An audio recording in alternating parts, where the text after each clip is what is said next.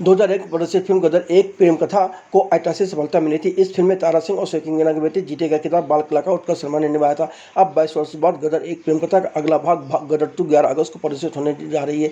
इन 22 वर्षों में बाल कलाकार उत्कर्ष शर्मा भी बड़े हो गए हैं और गदर 2 में युवा जीते का किताब उत्कर्ष शर्मा ने ही निभाया है।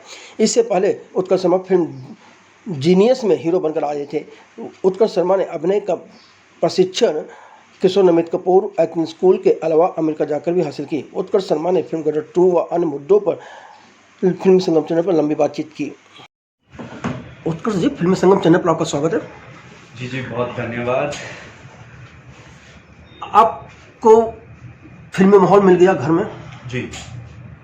इस बात ने आपकी कितनी मदद की? जी, फिल्मी परिवार से ये ज़रूर है कि मुझे फिल्म्स के बिहाइंड द सीन्स की नॉलेज बहुत जल्दी प्राप्त हुई।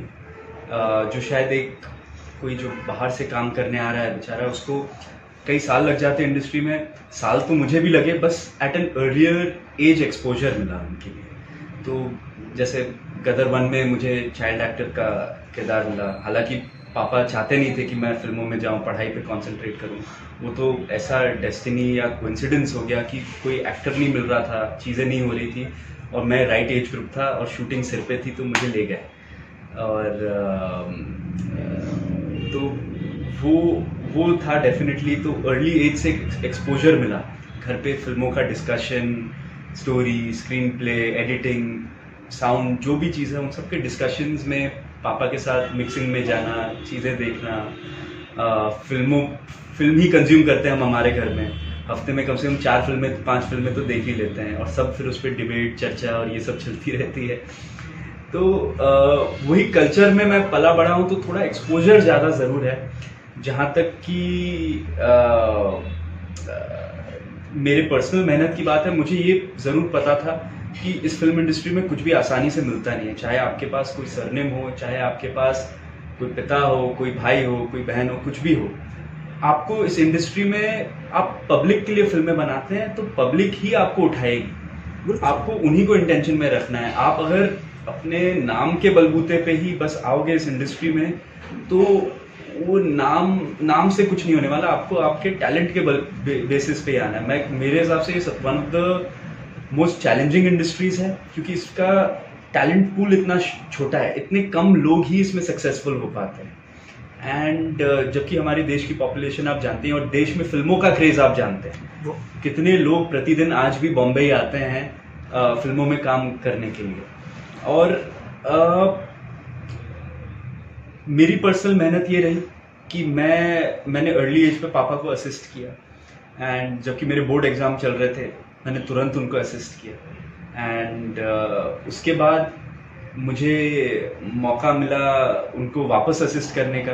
फिर मैं फिल्म की पढ़ाई करने के लिए अमेरिका चला गया और वहाँ पे मैंने एक्टिंग भी की, थिएटर भी किया 1 साल बतौर एज एन एक्टर। वहाँ की कई शॉर्ट फिल्मों में भी काम किया एज एन एक्टर। फिल्में वहाँ पे शॉर्ट फिल्में डायरेक्ट भी की, जिन्हें कई फिल्म सर्किट्स और फिल्म फेस्टिवल्स में पसंद किया गया, अप्रिसिएशन मिला। तो अपना ही कॉन्फिडेंस मुझे एक्चुअली सबसे पहले, मुझे आईना में अगर मैं अपने आप को देखूं तो मैं अपने आप से नज़रें मिला सकूं कि यार ये मैंने खुद अपनी मेहनत से पाया है। तो वही जज्बे या वही एम के साथ मैं चला हूं। तो मैंने अपने हिसाब से अपने फाउंडेशन में काफ़ी मेहनत की है, बट मुझे ऑब्वियसली पता है मेहनत का अभी कोई सीमा नहीं है इस इंडस्ट्री में। आपको पूरे करियर मेहनत करते जाना है। तो नाम से यहाँ पे कुछ नहीं होता। आपको थोड़ा सा नॉलेज ज़रूर मिलती है, थोड़ा सा 4 कनेक्शन ज़्यादा मिल जाते हैं, बट अल्टीमेटली पैसे तो बाहर वालों को आप पे लगाने हैं। करेक्ट। तो रिस्क उनका होता है पूरा। तो जीनियस में भी दीपक जी और कमल जी जो हैं, उनकी कंपनी ने भरोसा किया था मेरे वर्क पे। तो फिल्म OTT वगैरह पे तो बहुत अच्छा सक्सेस पाई। एंड इस पे गाने इसके बड़े हिट हुए और हिमेश जी के गाने थे। तो चीज़ें, अगर आपने काम प्योर इंटेंशन से किया तो कोई ना कोई अप्रिसिएशन तो उसको मिलेगा ही। तो बस वही मेरी इच्छा है। कहा जाता है कि बच्चा जी। जल्दी सीख जाता है। जी। आप 5-6 साल की उम्र से ही एक्टिंग कर रहे थे, जी। इसके बावजूद आपको अमेरिका जाकर ट्रेनिंग लेने की जरूरत क्यों महसूस हुई? जी, उसका रीज़न ये था कि हमारे इंडस्ट्री में ही एक ये हमेशा नोशन रहा है कि जो वेस्ट है वो हमसे बेटर काम करता है। हमारे इंडस्ट्री या हमारे पब्लिक में भी कह लीजिए। तो मैं देखना चाहता था कि ये लोग का क्या फाउंडेशन है, इनके पास ऐसी क्या कला है। फिल्में तो हम देखते हैं, फिल्में अच्छी बनाते हैं, नो डाउट, बट ऐसा नहीं है कि हमसे ही सब सिनेमा उनका बेटर है। हमारी कई फिल्में हैं जो वो चाह के भी वो लेवल की फिल्में नहीं बना सकते। हमारी स्टोरी टेलिंग की कला कल्चरली बहुत स्ट्रांग है, इमोशंस की कला बहुत स्ट्रांग है, जो वो उनकी स्पेशलिटी नहीं है। पर मैं ये देखना चाहता था टेक्निकल स्टैंड पॉइंट से ये लोग कहाँ पे हमसे एक्सेल करते हैं, कि अगर मैं वहाँ से कुछ सीख के आऊँ और अपने देश में कुछ हेल्प कर सकूँ इस मामले में, चाहे वो VFX हो, चाहे वो ऑन सेट प्रोडक्शन हो, किस तरीके से वो ऑर्गेनाइज करते हैं, चीज़ें करते हैं, तो वो देखना ज़रूरी है, क्योंकि वो सिनेमा का मक्का है, आप कह लीजिए, क्योंकि सिनेमा बर्थ ही वहीं पे हुआ। फिल्म स्टूडियोज से लेके ये सब जो पहले फिल्म स्टार सब वहीं के हैं, एंड उनका वो सिस्टम, उनके प्रोडक्शन स्टूडियोज आज भी 1920 में 1915 में जो इस्टेब्लिश हुए हैं वो आज भी चल रहे हैं। उनकी ब्रांड आज भी स्ट्रांग है। तो उन्होंने ऐसा क्या प्रोसेसिंग में डिस्कवर किया, क्या उनका था, मेरी क्यूरियोसिटी मुझे वहाँ पे ले गई, एंड डेफिनेटली वहाँ पे चीज़ें मैंने सीखी। मैं बहुत थैंकफुल हूँ उस पूरे एक्सपीरियंस के लिए। एज एन एक्टर मुझे मौका मिला एक डिफरेंट कल्चर के सामने एक्टिंग करने का, स्टेज शोज करने का, थिएटर करने का। तो हालांकि मेरी इंग्लिश ऑब्वियसली एक इंडियन एक्सेंट में, बट वहाँ का एक्सेंट भी पिक करना, वहाँ के रीजनल एक्सेंट्स पिक करना, ये सब का भी एक्सपीरियंस मुझे मिला। तो वहाँ पे जब आप परफॉर्म करते हैं या कोई अपना वर्क पेश करते हैं, और तब आपको समझ में आता है एक्चुअली ऑडियंस बस नाम के अलग अलग देश हैं, ऑडियंस के इमोशंस और वो तो सेम ही होते हैं। तो अगर आपको कुछ as an Indian emotionally touch कर रहा है, तो वो एक अमेरिकन को भी करेगा, एक यूरोपियन को भी करेगा। एंड तो बस मेरे लिए एक पर्सनल टेस्ट था कि मैं और क्या सीख सकता हूँ, और क्या है यहाँ पे सीखने को। फिल्म सेट से ज़्यादा तो आप कहीं नहीं सीख सकते, बट एक वो ऐसा क्या स्पेशल करते हैं जो हमें इम्प्लीमेंट करना चाहिए। तो वो सब कुछ टेक्निकल चीज़ें वगैरह मैं सीखने गया था, एंड मैं ग्लैड हूँ उस पूरे एक्सपीरियंस के लिए। क्या फ़र्क पाया आपने बॉलीवुड में और वहाँ के ट्रेनिंग के बाद? जी, वहाँ पे सबसे मेजर फ़र्क जो मुझे लगा कि वो लोग कम मैन पावर के साथ हमसे ज़्यादा अकम्प्लिश करते हैं। हमारे यहाँ पे क्या होता है, सेट पे यूनिट बहुत बड़ी होती है, एंड वहाँ पे वो लोग कम यूनिट के साथ एक आदमी ही रिस्पॉन्सिबिलिटी वो लोग इतनी करेक्ट डिवाइड करते हैं कि एक आदमी ज़्यादा अकॉम्प्लिश कर लेता है, जबकि इंडियन आदमी मेहनती ज़्यादा होता है मेरे विचार से। बट अगर वो करेक्ट वहाँ पे मैनेजमेंट सिस्टम बहुत स्ट्रॉन्ग है, जो आई थिंक इंडिया में आ रहा है, धीरे धीरे आ रहा है, बट अभी भी मेरे हिसाब से गुंजाइश है। और ये माना जाए कि अकाउंटेबिलिटी वाला मसला है? अकाउंटेबिलिटी का मसला नहीं है, यहाँ पे टेक्नीशियन सब हार्ड वर्क करते हैं, बट कई बार क्या होता है कि हम इंडियंस हैं, हमें थोड़ा भीड़ लगाने का भी शौक होता है, एंड वो भी बात है कि लेबर यहाँ पे थोड़ा सा चीपर है कंपेयर टू दैट। तो ऑब्वियसली ज़्यादा लोग हायर करते हैं हम एक ही काम के लिए। जैसे लगान में वो नहीं था कि एक ही बॉल के पीछे सब भाग तो थोड़ा कहीं हम ये कोई क्रिटिसिज्म नहीं है, बट ये एक इम्प्रूवमेंट का डायरेक्शन है हमारे लिए। हम ऑब्वियसली हमें as a cinema industry grow करना है। हमारे पास इनफ स्क्रीन्स ही नहीं है अभी हमारे देश में। 8,000 ऑड स्क्रीन्स है, उसमें से 4,500 5,000 हिंदी की स्क्रीन्स होंगी, बाकी जो वो भी बुझती रहती हैं, कभी जागती रहती हैं, कुछ जो छोटे सिनेमा हॉल्स हैं। तो लोग इतने हैं, सिनेमा प्रेमी इतने हैं, हमारे पास अभी बहुत स्कोप है। इंडियन सिनेमा अभी बहुत ग्रो करने वाला है, अभी तो शुरुआत हुई है। चलिए, आज वहाँ से आप ट्रेनिंग लेकर के आए, तो उसके बाद आपके फादर से मेरी बात हो रही थी जी। वो कह रहे थे कि भाई उस पर्सन ने जो कुछ सीखा है जी, उसके लिए मुझे उससे कुछ सीखना पड़ रहा है और स्क्रिप्ट राइटिंग में जो बड़ी मदद मिल जाती है, ये क्या है? जी, ऐसा कुछ नहीं है, मैं पापा को क्या ही सिखा सकता हूँ। वो तो खुद ही गुरु हैं अपने आप में। उनकी कई चीज़ों से तो मैंने सीखा है, एंड कई क्या ज़्यादातर चीज़ों से मैंने सीखा है। एंड उन्होंने इतनी बड़ी बड़ी फिल्में बनाई हैं अपनी लाइफ में, तो ऑब्वियसली उनमें कोई किताबी ज्ञान नहीं है, उनमें एक्सपीरियंस का ज्ञान है। और उससे बड़ा, क्योंकि फिल्म स्क्रीन प्ले की किताबें या फिल्म स्कूल ये उन लोगों ने बनाया है जिन्होंने फिल्मों में काम किया है। इसकी कोई किताब नहीं थी पहले,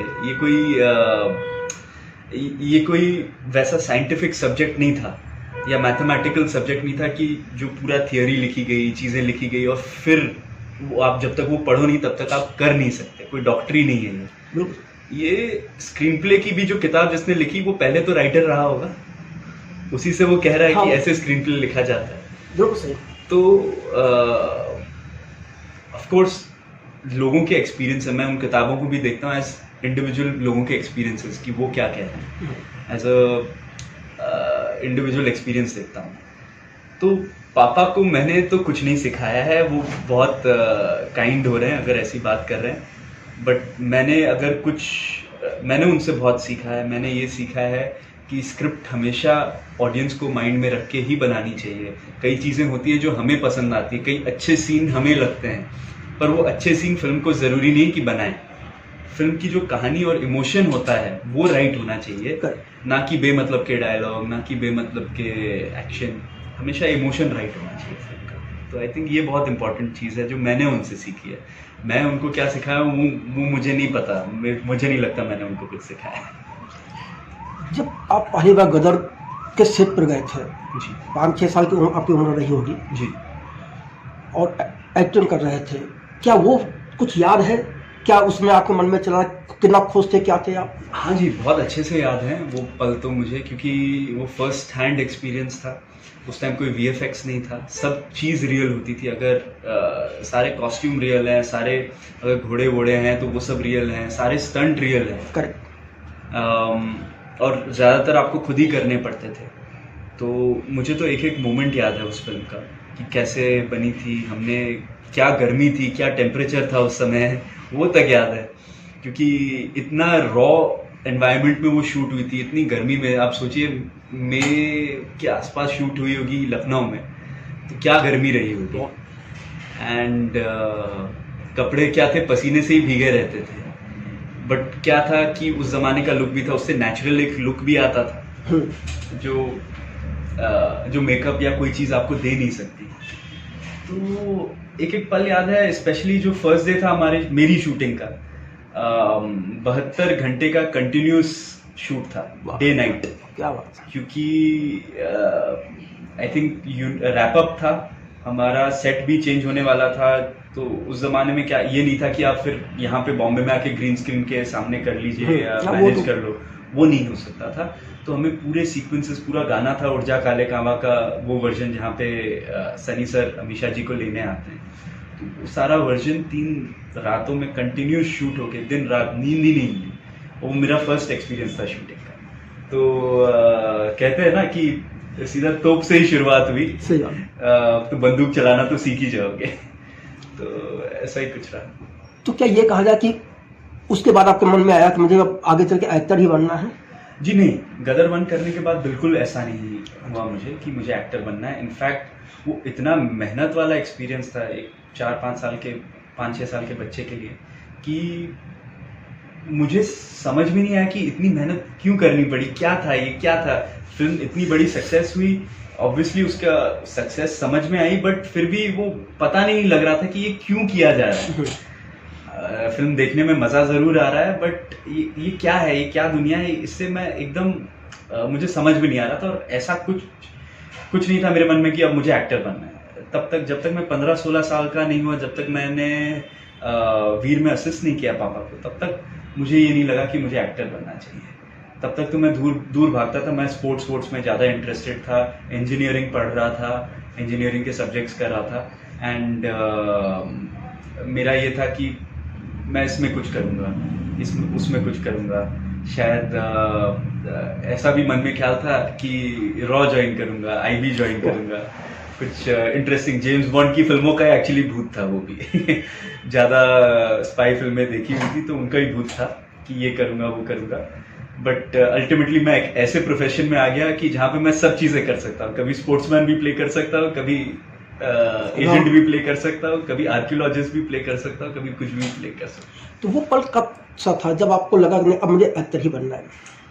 जी, 2-3 डिफाइनिंग मोमेंट ज़रूर होते हैं हर आदमी के, जहाँ पे उनको लगता है। मेरे लिए सबसे पहला मोमेंट ये था जब मैंने एक तो जब मैं वीर के सेट पे असिस्ट कर रहा था, सलमान सर आए सेट पे। ऑफ सेट वो काफ़ी डिफरेंट रहते हैं, एंड जब कैमरा ऑन हुआ, एक ऐसा ट्रैकिंग शॉट था उनका, वो डांस कर रहे हैं और ज़रीन खान के साथ डांस कर रहे हैं, एंड उसमें कोई डायलॉग नहीं था उस सीन में, वो म्यूजिक के ओवर हो रहा था। तो उनको बस ऐसे मिमिक करनी थी कुछ लाइंस की, कुछ बोलना है कि जैसे कुछ डायलॉग चल रहा है, और हम काफ़ी दूर थे, हम कैमरा के पीछे थे, मैं और पापा। शॉट चालू हुआ, हम कैमरा के साथ जो मॉनिटर लगा रहता है उस पर देखते रहे, एंड मैं सलमान सर को रियल में देख रहा हूँ। मॉनिटर से मेरी आंखें हट नहीं रही थी, पर मैं देखना चाह रहा था सलमान सर क्या कर रहे हैं ये। मैं उनको देखा, एंड वो इतना रियल मोमेंट था, वो जिस तरीके से बदल गए उस मोमेंट में ऑफ सेट, एंड जब वो हुआ कि मेरी आंखें खुली की खुली रह गई, एंड आई वॉज एब्सोल्युटली, मतलब गूजबम्स कहें उसको या क्या कहें, वो फीलिंग मुझे, मैं एक्सप्लेन नहीं कर सकता आपको, बट मुझे लगा मुझे यही करना है मेरी जिंदगी में, कि ये जो लाइफ को एक्सपीरियंस कर रहे हैं इस मोमेंट में, ये एक्सपीरियंस आपको शायद असली जिंदगी में भी नहीं मिलता, जो आपको एक नकली जिंदगी में कई बार मिल जाता है। लाइफ के जो एक्सपीरियंस, शायद इसलिए एक्टिंग एक बहुत डिजायरेबल प्रोफेशन है ज़्यादातर लोगों के लिए। हर दूसरा इंसान एक्टिंग या सिंगिंग में इसलिए जाना चाहता है क्योंकि उसमें जो आप इमोशंस जो एक्सप्रेस कर सकते हो, वो कई बार आप रियल लाइफ में नहीं कर सकते। तो मैं मानता हूँ मैं थोड़ा इंट्रोवर्टेड हूँ, बट आई थिंक इसलिए मुझे एक्टिंग और ज़्यादा पसंद है, क्योंकि मैं अपने आप को एक्सप्रेस कर पाता हूँ, लोगों से कनेक्ट कर पाता हूँ और बेटर। जी, जिस दिन आपने तय किया कि मुझे एक्टर ही बनना है जी, तो उसके बाद आपके मन में पहला ख्याल क्या आया था कि किस ढंग से अपने आप को तैयार करना चाहिए? जी, जब मुझे ख्याल आया कि मुझे एक्टर ही बनना है, और तब मैंने ये नहीं सोचा था कि मैं किस जोन में, मैं बस इतना जानता था कि मैं एक अच्छा एक्टर बनना चाहता हूँ। एक्टिंग मेरा फोरफ्रंट होना चाहिए। कई लोग कहते हैं कि भाई आपका डांस इनके जैसा होना चाहिए, बॉडी ऐसी होनी चाहिए, एक्शन ऐसा होना चाहिए। वो सब मेरे हिसाब से वो सब एडिशनल चीज़ें हैं। जो कोर है, जो आपको लॉन्जिविटी देता है इस इंडस्ट्री में, जो आज बच्चन साहब अपनी एज में 80+ की एज में भी एक्टिंग कर रहे हैं, धर्म जी आज भी एक्टिंग कर रहे हैं, वो इसलिए है क्योंकि वो एक्टर्स बहुत अच्छे हैं फर्स्ट ऑफ ऑल। फिर बाद में धर्म जी का एक्शन आता है, बाद में उनका डांस आता है, बाद में चीज़ें एडिशनल जो भी है, उनकी हाइट, पर्सनालिटी, बॉडी, ये सब चीज़ें आती हैं। तो मैंने हमेशा यही चीज़ को फॉलो किया है, एंड आई थिंक ऑल्दो वो सब चीज़ें अच्छी लगती हैं स्क्रीन पे, बट वो सब सेकेंडरी रहेंगी हमेशा मेरे लिए, क्योंकि मुझे प्रोफेशन इतना पसंद है कि I want to work till I am in my later stage of life also.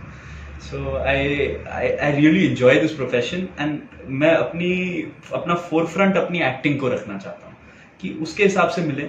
बाकी तो फिर किरदार जैसा है उसके तरीके से आपको रूप तो बदलना होगा, वो एक्टिंग ही इसलिए कहते हैं उसका। अमेरिका में जब आपने ट्रेनिंग ली और उसके बाद आपने वहाँ की लोगो फिल्में, शॉर्ट फिल्में की, एक्टिंग भी की, डायरेक्ट भी की, जी, वो जो एक्सपीरियंस था वो क्या था, और वहाँ के लोग, वहाँ के जो व्यूवर्स थे वो क्या रिस्पॉन्स दे रहे थे? जी, वहाँ का एक्सपीरियंस बहुत इंटरेस्टिंग था, क्योंकि जब मैंने ज़्यादातर तो ऑब्वियसली अपनी लाइफ इंडियन सिनेमा ज़्यादा कंज्यूम किया, एंड वहाँ वेस्टर्न सिनेमा भी कंज्यूम किया, बट हम हमेशा वेस्ट को उनकी फिल्मों के नज़रिए देखते थे कि ये लोग ऐसे होते हैं, ये लोग ऐसे होते हैं, ये लोग ऐसे होते हैं, ये लोग कैसे, हमारे मेंटली हम कैसे समझेंगे, हमारे जोक्स और उनके जोक्स ही फ़र्क होते हैं। हम ज़्यादा भावुक हैं, हमारा सिनेमा में ज़्यादा इमोशन है, ज़्यादा पेरेंट्स से कनेक्टेड का इमोशन होता है, उनके सिनेमा में वो थोड़ा कम होता है, या डिफरेंट ट्रीटमेंट होता है पेरेंट चाइल्ड रिलेशनशिप का। बट जब आप वहाँ पे जाते हैं और वहाँ के एक्चुअल लोगों को एक्सपीरियंस करते हैं, तो आपको समझ में आता है सब एक ही है, ऐसा कुछ फ़र्क नहीं है। जो मेरे रूममेट्स भी थे, उनकी भी माएँ जब आती थी उनको छोड़ने, उनको बाय बोलने, उनके आंखों में भी वही आंसू थे जो मेरी माँ के आंखों में आंसू थे। तो विदा करते हुए तो इमोशन और इंसान तो बदल नहीं सकता है, चाहे रंग बदल जाए, चाहे नेशनैलिटी बदल जाए, लोग वही रहते हैं। तो मेरे लिए वो जो ये जो हम कई बार अपने माइंड में ये लेके जाते हैं, जैसे मैं भी गया था, वो माइंड में डेफिनेटली एक नज़रिया और ब्रॉडर हुआ कि भाई आप सिनेमा ह्यूमैनिटी को करेक्ट रखते हुए बनाओगे तो इनको भी कनेक्ट करेगा। तो जब कुछ चीज़ें ऐसे मुझसे बनी या मैंने कुछ ऐसे स्टेज पे चीज़ें की जिस पे मुझे या तो तालियां मिली या तो किसी के आंख में आंसू आए या फिर किसी को नहीं पसंद आया, और जो मुझे भी पता है कि शायद इसमें मैं बेटर कर सकता था, तो वो जो कनेक्टिविटी है वो तो सेम है। दर्शक दर्शक ही है, उसका कोई रंग रूप या वो नहीं होता, नेशनैलिटी नहीं होती उसको भी उतने। आज जैसे गदर 2 का जो ट्रेलर है, उसके इतने रिएक्शन वीडियोस लोगों ने मुझे भेजे रशिया से, अमेरिका से, उनको तो हिंदी क्या ही समझ में आएगी।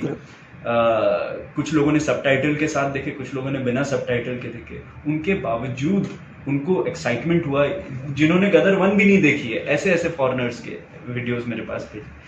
तो वो देख के आपको यही समझ में आता है कि यार अल्टीमेटली इमोशन अगर इंडियन पब्लिक को कनेक्ट कर रहा है तो वर्ल्ड की भी पब्लिक को कनेक्ट करेगा। तो यही मेरी मेन सीख थी, मेरा पर्सपेक्टिव जो है ब्रॉडर हुआ थोड़ा सा।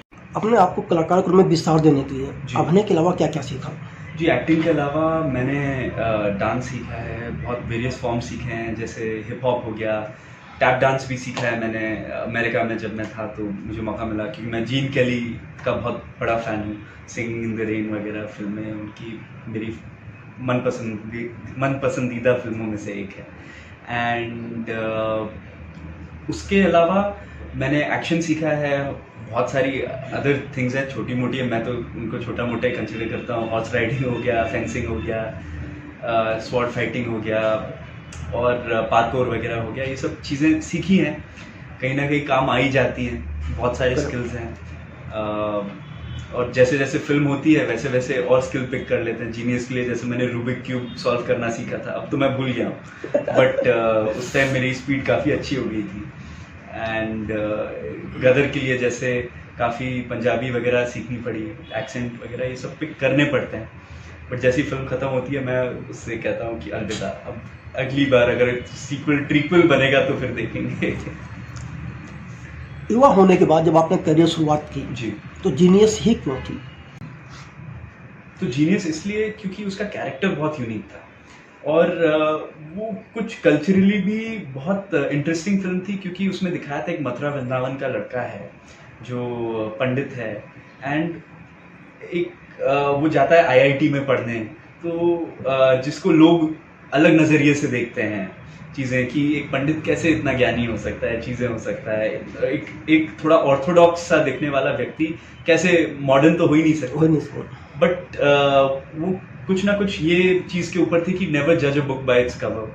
तो उसमें उसका एक दूसरा रूप था जहाँ पे वो सब भगवद गीता के ज्ञान से लेके बहुत सारे कल्चरल चीज़ें सिखाता है लोगों को, और वो बहुत इंटेलिजेंट होता है, और उसका एक अपना स्ट्रगल रहता है, उसके अगेंस्ट एक ऑपोजिट विलन जो है उतना ही जीनियस है। तो मुझे लगा कि वो बहुत अच्छी रहेगी फिल्म यूथ में, और स्पेशली जो मास सेंटर्स में जो यूथ है उन सब में अच्छी रहेगी। तो फिल्म की कहानी तो राइट प्लेस पे थी, शायद हमसे थोड़ी मार्केटिंग में चूक हो गई, रिलीज डेट मेरे हिसाब से सही नहीं थी, गाने क्योंकि उसके बहुत बड़े हिट हुए, एंड तो कुछ ना कुछ लर्निंग एक्सपीरियंस होता है।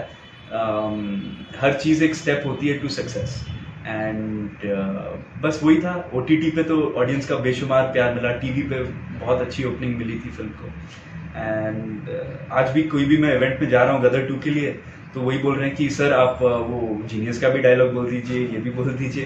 तो मुझे अच्छा लगता है कि जो स्पेशली जो यंग ऑडियंस थी जिनके लिए हमने फिल्म बनाई थी उनको बड़ा मजा आया। गदर 1 में आपने बचपन का किरदार किया था, अब आप उसी को गदर 2 में बड़े होने पर निभाने का मौका मिल रहा था, इसलिए आपने किया या आपके घर की फिल्म थी इसलिए किया?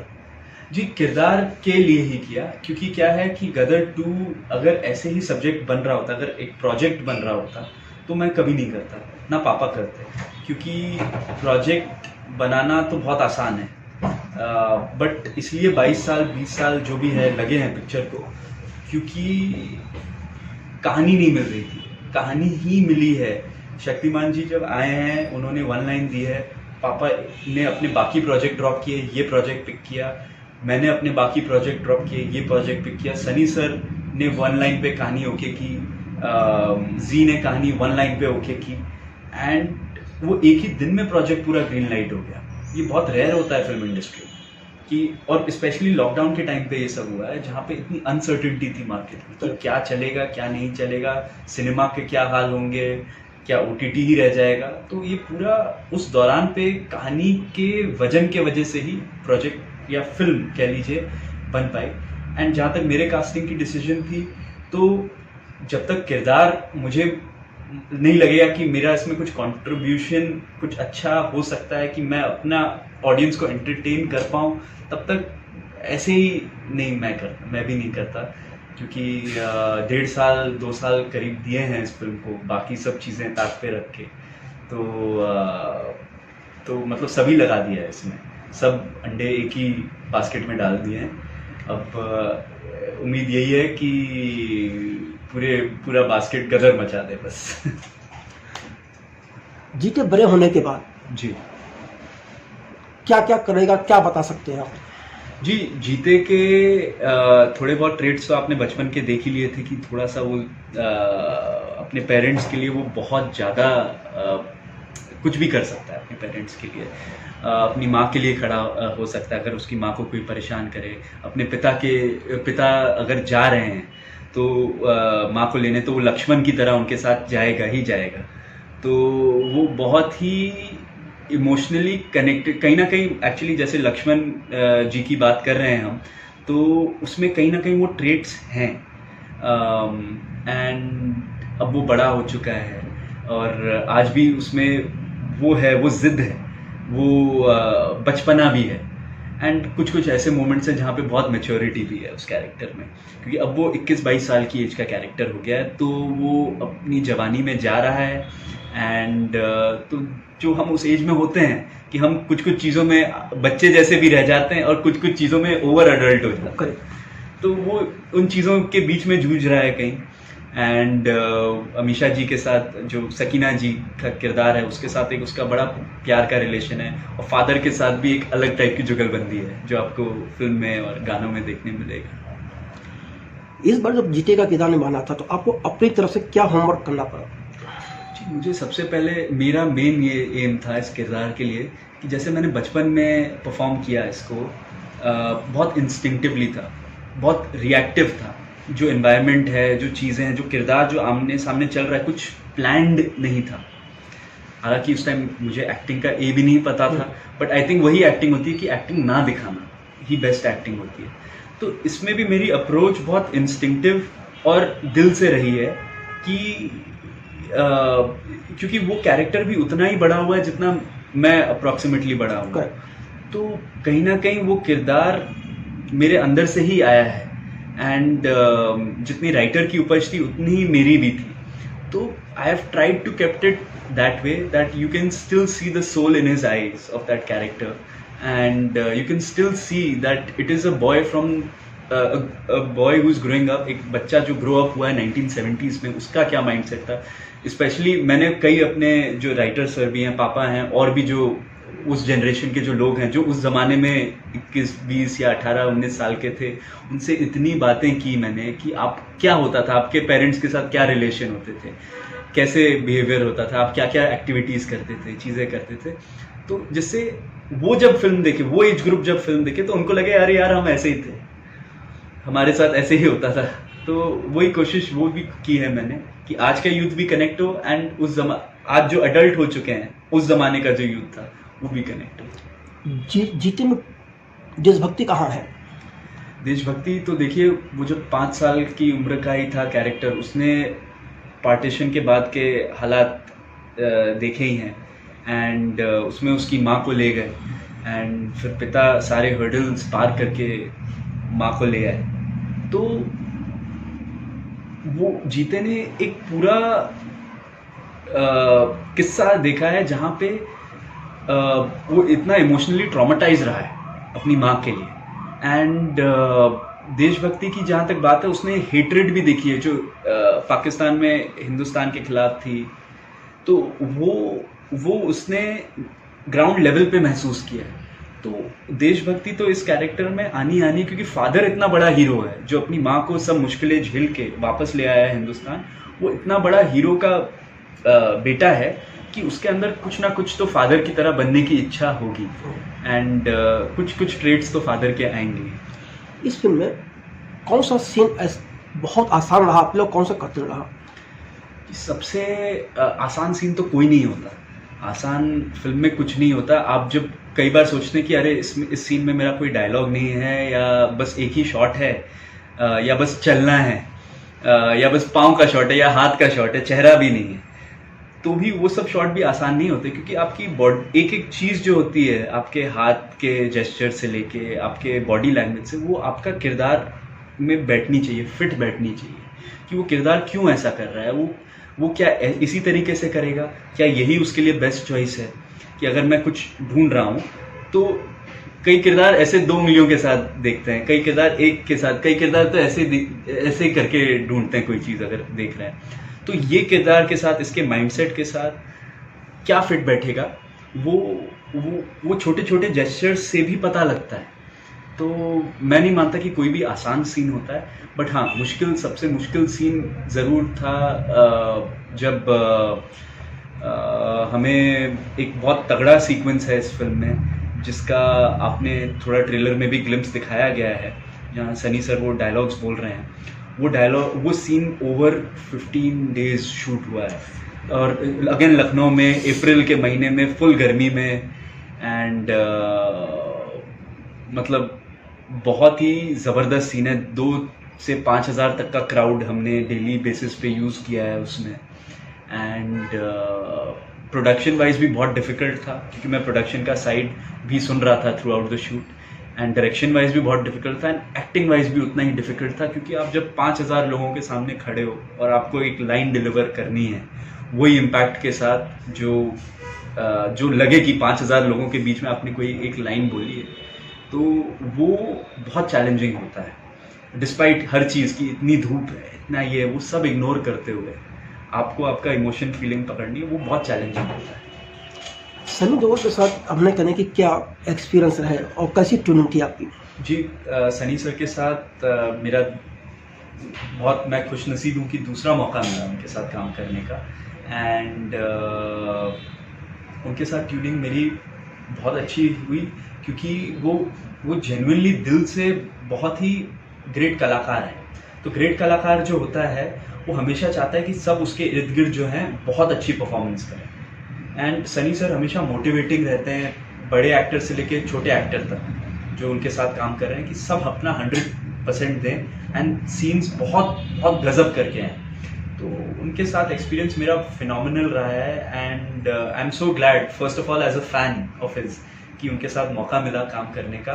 एंड दूसरी बात एज एन एक्टर, कि उनकी कला के इस ऑरा में मुझे अपनी कला भी दिखाने का मौका मिला एंड ग्रो करने का मौका मिला उनके साथ। इस फिल्म में आपके साथ एक नई हीरोइन है सिमरत कौर जी। क्या ट्यूनिंग रही? और जी, सिमरत के साथ एक बड़ा इंटरेस्टिंग इंसिडेंट है कि 500-600 लड़कियों का ऑडिशन हुआ, एंड कोई पता नहीं किसी कारण से कुछ फिट नहीं बैठ रहा था किसी के साथ। और मैं तो ये सब कास्टिंग वास्टिंग में ध्यान देता नहीं, एंड वो प्योरली पापा का प्रेरोगेटिव है वो, क्योंकि वो डायरेक्टर है, मैं तो एक्टर हूँ बस। तो इस बार क्या हुआ था कि पालमपुर में हम शूट कर रहे थे, बारिश का सीक्वेंस था, तो हम सब थके हुए थे। एंड पापा के भी पाँव में चोट थी और मेरे भी पाँव में चोट थी। तो ऐसा था कि ऑडिशन लेना है, एक लड़की आई है बॉम्बे से, उसका ऑडिशन लेना है। अब 5-6 लड़कियां और आ चुकी थी बॉम्बे से, और मुकेश छावड़ा जी जो हैं, जो one of the top most casting directors हैं, उन्होंने भेजी थी सिमरत। तो हम जानते नहीं थे कि कौन है क्या है। बट हम सब थके हुए थे, शूटिंग इतनी मेहनत और ये सब थी, सवेरे भी जल्दी शूटिंग है, तो बेचारी को 2 दिन तो ऐसे ही वेस्ट हो गए। बाकी लड़कियां जो भी थी उन सबको प्रॉपर कैमरा के सामने टेस्ट मिला था, प्रॉपर चीज़ों के साथ टेस्ट मिला था। और इनके लिए तो क्या था, कैमरा भी नहीं था क्योंकि सब रैप अप हो गया था और चीज़ें चली गई थी, और इनको फिर होटल ही बुलाया गया कि भाई यहीं पे तुम्हारा ऑडिशन ले लेते हैं। पापा बहुत ज़्यादा थके हुए थे, तो पापा ने कहा कि उत्कर्ष तू ही जा और ऑडिशन ले ले। मैंने पहले थोड़ा नखरा किया कि अरे पापा मैं भी थका हुआ, मुझे भी आराम करने दो, बट फिर मैंने उनकी बात मान ली। एंड मैंने पहले असिस्टेंट से पूछा कि भाई वो किरदार की तरह लगती तो है ना? तो असिस्टेंट ने बोला हाँ बिल्कुल लगती है, आप एक बार कर लो, बेचारी बहुत देर से वेट। तो मुझे बुरा लगा, तो मैंने कहा कि ठीक है मैं ले लेता हूँ। तो मैं जब गया, वो स्क्रिप्ट लेके अपना कुछ रिहर्सल कर रही थी, तो मैंने बोला स्क्रिप्ट साइड में रखो, इम्प्रोवाइज करेंगे। मैंने पहले ही गुगली फेंकी कि देखते हैं कि, क्योंकि क्या है मेन हमारे लिए भी कि एक्ट्रेस अच्छी होनी चाहिए, क्योंकि उसके लिए भी शूटिंग सिर पे थी, तो हमारे पास उतना टाइम नहीं है उसको रिहर्स करवाने का, उसको ग्रूम करने का। हमें कोई रेडी कलाकार चाहिए था। तो मैंने इसलिए गुगली फेंकी कि भाई देखते हैं इम्प्रोवाइजेशन कैसा करती है। अब मैं अपने आप को 30 मार खा समझ रहा था, तो इम्प्रोवाइजेशन का खेल शुरू हुआ हमारा वही सीन पे। एंड करते करते करते 4-5 मिनट हमने आईफोन पे ही रिकॉर्ड किया, बहुत बुरी लाइट में रिकॉर्ड किया, फेस भी पता नहीं बेचारी के नाइंसाफी की, पूरी नाइंसाफी हुई इसके साथ। एंड इम्प्रोवाइजेशन किया, पर मेरी बोलती बंद हो गई। मैं हो गया यार आगे क्या बोलूँ, मैं तो अटक गया एकदम सीन में। And I was so thrilled bye her performance in that कि मुझे लगा कि यार ये एक्ट्रेस अच्छी है, इसमें कलाकारी है। तो मैं गया, पापा अपने फिर ऑडिशन फोन पे ही देखा, एंड पापा को भी लगा ये लुक ठीक है। उन्होंने देखने के पहले पूछा कि कैसा लगा, मैंने बोला एक्ट्रेस बहुत स्पॉन्टेनियस है, बहुत अच्छी है, ये कुछ ना कुछ तो करेगी। एंड पापा ने देखा ऑडिशन, उनको भी यही बात लगी। बट नेक्स्ट डे बॉम्बे, 2-3 दिन बाद बॉम्बे आए, साइन हो गई, एंड वहाँ से उसकी जर्नी भी शुरू हो गई। एक कलाकार किसी भी करेक्टर जो प्ले करता है तो 2 चीज़ों को यूज़ करता है जी। एक तो अपनी इमेजिनेशन, मैंने कल्पना जी शक्ति, जी जी जी दूसरा अपने रियल लाइफ के एक्सपीरियंस। जी जी जीते के किरदार को प्ले करने के लिए किसने ज़्यादा मदद की? जी बहुत ही बढ़िया प्रश्न है आपका। एक्चुअली ये सब प्रश्नों का जवाब देने में मज़ा आता है, क्योंकि पर्सनल लाइफ वगैरह के तो चलते रहते हैं, बट ये एक्चुअल सवाल है। तो मैं मानता हूँ कि हर कलाकार, हर किरदार के लिए दोनों का मिक्सचर होना चाहिए, क्योंकि लाइफ में आपके कितने ही एक्सपीरियंसेस होते हैं, और इमेजिनेशन की भी शक्ति आपकी कितनी ही होती है, तो दोनों का मिश्रण होना चाहिए प्रॉपर। ऐसा नहीं है कि आप बस एक ही तरीके, मैं नहीं मानता, क्योंकि मैंने जब मैं यूएस में भी था तो वहाँ पे सेंसरी एक्सपीरियंस ज़्यादा मानते हैं, इंडिया में इमेजिनरी एक्सपीरियंस ज़्यादा प्रेफर किया जाता है। तो मैंने तो यहाँ पे भी किशोर नमित कपूर जी के यहाँ पे समर में एक बार किया था वर्कशॉप, जब मैं जस्ट 12वीं पास किया था, तो उनके वहाँ पे भी मैंने बहुत सीखा था। तो दोनों का ही मिश्रण मुझे लगता है कि करेक्ट आंसर है इसका। तो हर किरदार के लिए दोनों को ही मिक्स करना पड़ता है। कुछ सीन होते हैं जो आपके एकदम अंदर से कनेक्ट हो जाते हैं पढ़ के, उनके लिए ना आपको वोक करना पड़ता है, ना सेंसरी यूज़ करना पड़ता है, ना इमेजिनेशन, वो आप एकदम कनेक्ट। पर जो सीन्स के लिए आपको थोड़ी मेहनत या एक लर्निंग कर्व करना पड़ता है, उनके लिए आप ये टूल्स यूज़ करें तो बेटर होता है। किसी भी कलाकार के लिए लोग कहते हैं कि डांस बहुत इम्पोर्टेंट होता है, और डांस या तो खासकर जब आप क्लासिकल डांस जानते हैं तो एक्टिंग इतना आसान। क्लासिकल मैं नहीं जानता, मैं जानता हूँ मोर बॉलीवुड, मोर हिप हॉप एंड टैप जानता हूँ। तो क्लासिकल की अभी मुझ में उतनी समझ नहीं आई है अनफॉर्चुनेटली। तो ये जो डांस है जितना आप जानते हैं, मतलब वेस्टर्न टाइप ज़्यादा या बॉलीवुड डांस, इससे एक्टिंग में कितनी मदद मिलती है?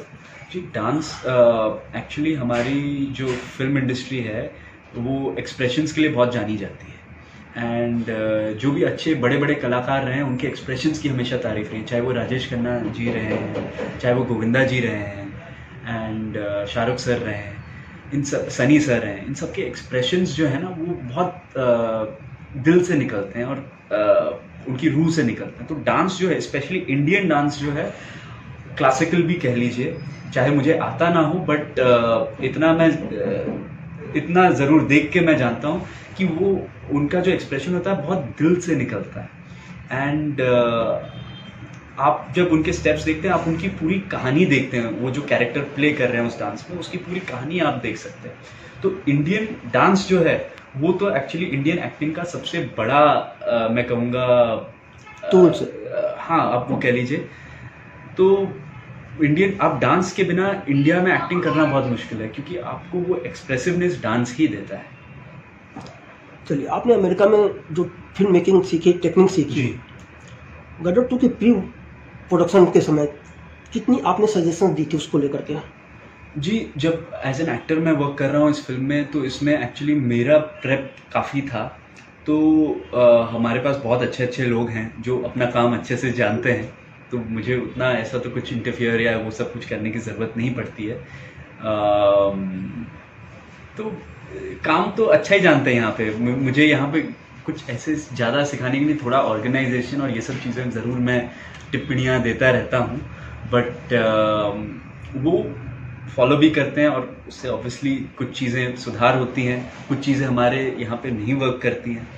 बट अल्टीमेटली ये है कि मैं जब फिल्म में एज एन एक्टर काम कर रहा होता हूँ, मैं एज एन एक्टर ही रहता हूँ। मैं ये सब में ज़्यादा इंटरफियर नहीं करता।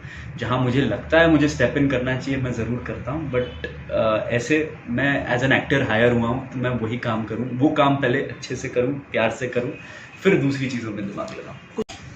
आपके अनुसार आज वर्तमान समय में सिनेमा की जो स्थिति है वह क्या है और उसको कैसे सुधारा जा सकता है? जी, सिनेमा की स्थिति जो है अभी हमारे देश में इम्प्रूव ही हो रही है। कलेक्शंस जो हैं, आप छोटी फिल्मों की भी देख लीजिए, मिड बजट की फिल्मों के लिए भी देख लीजिए। अभी देखिए रोम कॉम के ज़माने वापस आ गए। 3 रोम कॉम की फिल्में अच्छी चल रही हैं थिएटर्स में। एंड जो लॉकडाउन के पहले नहीं बन रही थी, नासी हो गई थी ये फिल्में।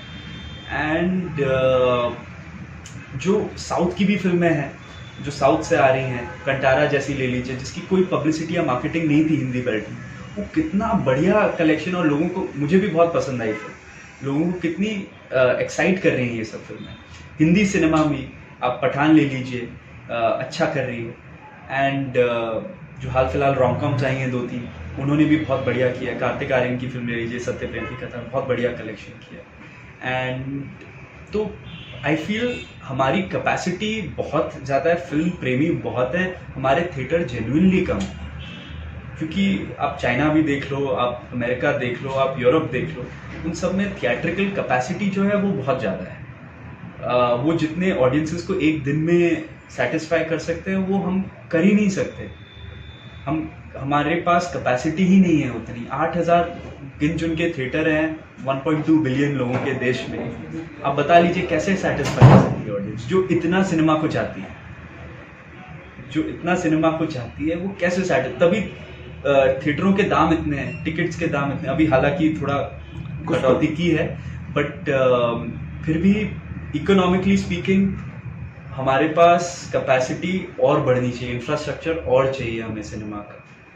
लेकिन कोविड के बाद जी, सिनेमा देखें तो सिनेमा घरों में लोग जा नहीं रहे, क्या वजह है आपकी समझ आ रही है? नहीं, खूब जा रहे हैं सिनेमा घरों में, पब्लिक इतना जा रही है। अब तो वो जो, मैं हालांकि ऐसे कहना नहीं चाहता हूँ, बट जो OTT जो हो रहा था, आज उनको भी ये कहना पड़ रहा है कि फिल्में अब थिएटर में रिलीज होंगी तब हम बाय करेंगे। तो उनकी भी स्ट्रैटेजीज चेंज हो गई हैं वापस, अब डायरेक्ट बाय नहीं कर रहे हैं। तो क्या है, सिनेमा यहाँ पे इंडिया में बहुत बड़ा आउटिंग है पब्लिक के लिए, एक मिडिल क्लास के लिए, लोअर मिडिल क्लास के लिए बहुत बड़ी आउटिंग है जो कभी मर नहीं सकता। इसलिए उनको राइट फिल्म पेश होना बहुत ज़रूरी है, उनके मतलब की फिल्म पेश होना, उनके लिए भी सिनेमा बनना बहुत ज़रूरी है। हॉबी क्या है? जी, मेरी हॉबी फिल्मों के अलावा मुझे किताबें पढ़ना पसंद है, मुझे फुटबॉल खेलना बहुत पसंद है, मुझे गिटार बजाना पसंद है, म्यूज़िक का शौक़ रखता हूँ थोड़ा बहुत, एंड बाथरूम सिंगर भी हूँ थोड़ा बहुत। तो बाथरूम नहीं, हॉल सिंगर तो हूँ, बाथरूम सिंगर से हॉल सिंगर तक तो बन गया हूँ। अभी माइक्रोफोन सामने नहीं आया है, बट ये सब शौक़ है मेरे। बस यही है, ज़्यादातर दुनिया फिल्म और फिल्मों के ही अराउंड है। तो फिल्मों में कब गाने वाले हैं आप? फिल्मों में कब गाने वाला हूँ भाई, अगर सारे फिल्म सिंगर रिटायर हो जाए और कोई सिंगर ही ना बचे तब शायद गाने का मौका मिले। अभी तो नहीं, अभी नहीं, अभी बहुत लॉन्ग वे है, अभी बहुत बढ़िया बढ़िया कलाकार हैं, अभी मुझे उनकी ही आवाज़ों में परफॉर्म करने दीजिए। वो कभी ऑडियंस या फैंस के लिए कभी करने का मौका मिले तो ज़रूर करूँगा। आपको गाने का शौक है, किस तरह गीत सुनते हैं, कौन गायक है आपका पसंदीदा? जी, एक्चुअली गाने का शौक इसलिए लगा क्योंकि मेरी मॉम खुद सिंगर थी, मेरी सिस्टर सिंगर है, एंड मेरी नानी साइड के सब जो थे बड़े बड़े सिंगिंग में और ये सब में रहे हैं, हमेशा क्रिएटिव साइड में रहे। तो सिंगिंग हमारे फैमिली, मेरे मदर साइड की पूरी देन है, और मम्मी ने बचपन में क्लासिकल वगैरह भी सिखाया था, तो मैं बहुत थैंकफुल हूँ कि उन्होंने सिखाया, वरना वो ज्ञान कभी मुझे मिलता ही नहीं। कम से कम सारे गामा पधे निसा तो ठीक से गा पाता हूँ। बट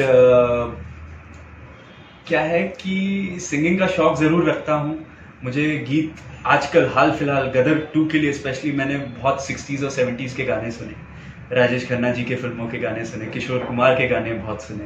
तो किशोर कुमार जी का तो मैं फ़ैन था ही, मोहम्मद रफ़ी साहब का भी बहुत था, बट किशोर कुमार जी तो आजकल मैं डेली रेडियो पे या गाड़ी में जा रहा हूँ तो अपने फ़ोन से लगा देता हूँ उनके गाने, और वो उनके ही गाने सुनता रहता हूँ। जैसे नए गाने तो मैंने एक्चुअली बहुत कम सुने हैं हाल फिलहाल, पिछले 1-1.5 साल में तो स्पेशली।